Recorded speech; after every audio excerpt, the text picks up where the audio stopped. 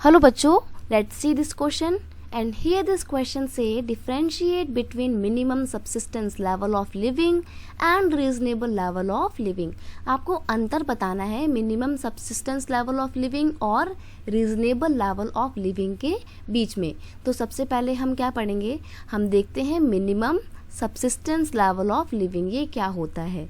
It is much narrow concept, ये एक बहुत ही नैरो सा पतला सा कॉन्सेप्ट है जिसमें बहुत ज़्यादा चीज़ों को कवर नहीं किया गया है।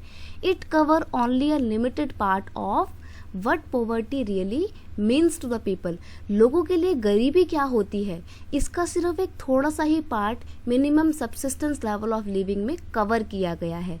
It include basic minimums like food, cloth and shelter. ये सिर्फ कुछ बेसिक चीज़ों को जैसे कि फूड, क्लोथ एंड शेल्टर को ही कवर करता है, इनको ही इंक्लूड करता है।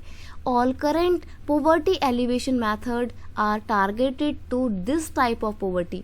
और जितने भी पोवर्टी एलिवेशन प्रोग्राम बनाए हैं गवर्नमेंट ने, वो सिर्फ इसी को ध्यान में रख के, इस कॉन्सेप्ट को ध्यान में रखकर ही बनाए गए हैं।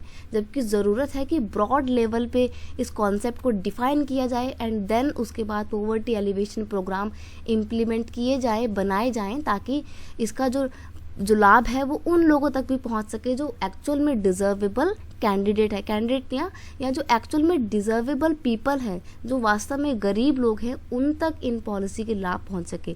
और जितनी भी पॉलिसी बनाई जाती हैं वो तो सिर्फ ऐसे नैरो कॉन्सेप्ट के बेस पे बना दी जाती हैं, तो उसका प्रॉफिट उतना ज़्यादा लाभ नहीं मिलता है और इसलिए वो ज़्यादा सक्सेसफुल नहीं हो पाती हैं।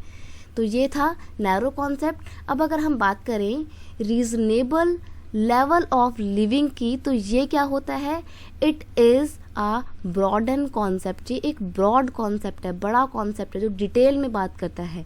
And it cover all the form of poverty. और ये गरीबी की जितनी भी फॉर्म होती हैं, पॉवर्टी की जितनी भी फॉर्म होती हैं, उन सभी को कवर करता है।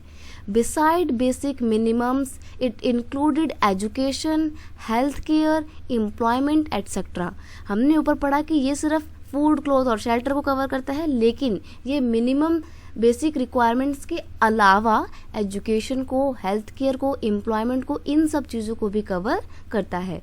इसलिए गवर्नमेंट को ज़रूरत है, government need to include this concept for better success of anti poverty measure.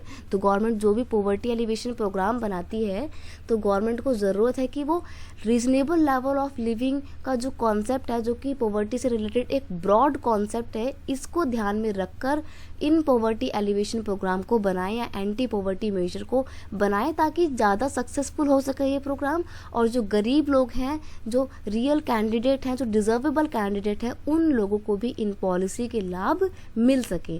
तो यहाँ पे डिफरेंस, मेन जो बेसिक डिफरेंस था वो ये था कि minimum subsistence level of living जो है ये एक नैरो कॉन्सेप्ट है, वहीं दूसरी ओर जो रीजनेबल लेवल ऑफ लिविंग है ये एक ब्रॉड कॉन्सेप्ट है, जो गरीबी के बहुत सारे पॉइंट्स को, बेसिक रिक्वायरमेंट्स के अलावा और भी बहुत सारी चीज़ें जो पॉवर्टी के लिए इम्पॉर्टेंट होती हैं, एक इम्पॉर्टेंट फैक्टर होती हैं, उनको भी कवर करता है। तो ये था difference. I hope you understand it well. Best of luck.